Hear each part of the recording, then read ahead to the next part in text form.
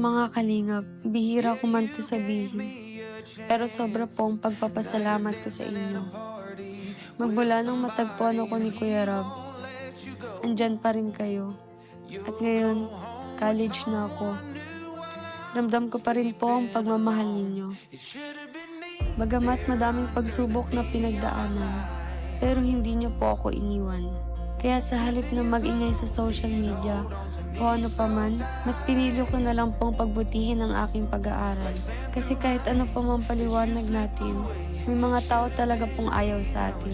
Kaya kahit may mga times na gusto kong sagutin yung ibang mga paratang sa akin, ipinagpipray ko na lang po.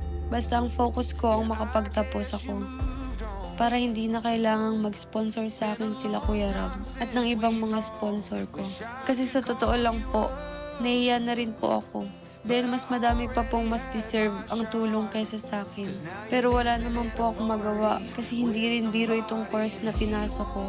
Kaya ang maigaganti ko lang po ay pagbutihin ito para po sa akin, para sa aking pangarap, para po sa aking pamilya, para po sa inyo at para sa kalingap.